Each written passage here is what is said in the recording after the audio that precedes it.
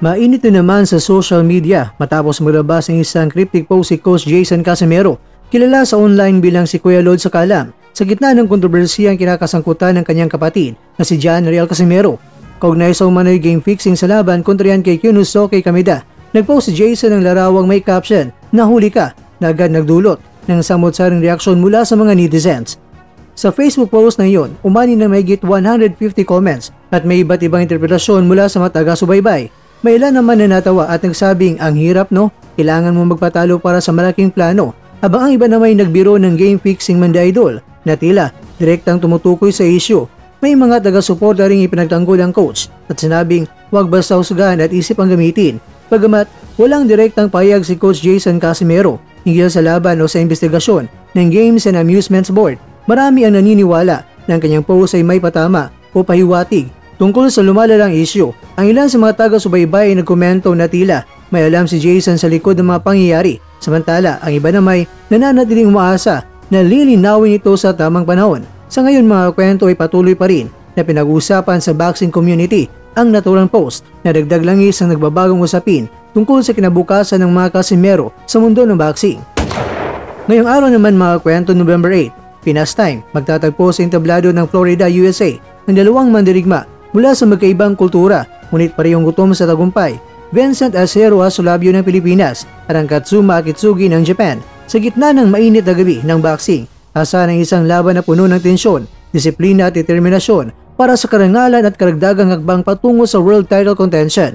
Si Asolabio, kilala sa kanyang matitinding suntok at wala atrasang estilo, ay muling babalik sa ring matapos ang ilang buwang paghahanda sa ilalim ng Team MP Promotions. Taglay niya ang reputasyon bilang isang heavy puncher na kayang tapusin ang laban sa isang iglap. Sa kabilang panig naman, si Akitsugi, isang teknikal na boksingero na may solidong depensa at mabilis sa kombinasyon, ay hindi basta-bastang kalaban. Kilala siya sa kanyang ring IQ at kakayang mag-adjust sa kalagitnaan ng laban. Sa mga mata ng mga boxing analyst, magiging laban ito ng power contra precision.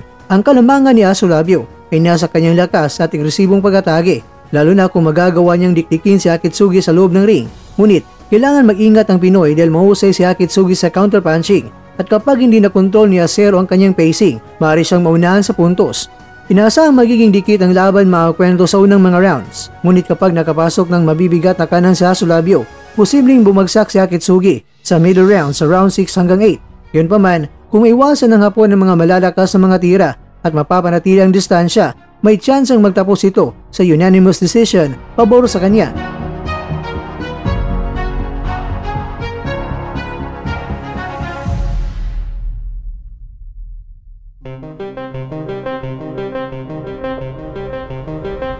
Mga kakwento, ang laban na ito ay higit pa sa simpleng sagupan. Ito ay laban ng puso, disiplina at dangal ng dalawang bansa na nagmamalaki sa kanilang mga mandirigmang patuloy na nagpapainit sa mundo ng boxing. Ikaw kakwento, sino para sa iyo ang mananalo? Si Akitsugi ba o di kaya si Asolabio?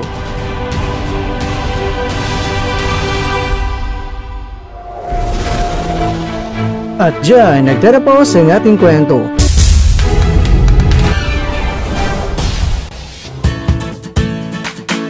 Maraming salamat mga kakwento sa inyong panonood. Pero baka naman mga kakwento ay nagustuhan niyo po ang kwento natin ngayon. Baka pwede niyo po akong mabigyan dyan ng like, subscribe at pa-click na rin sa bell button.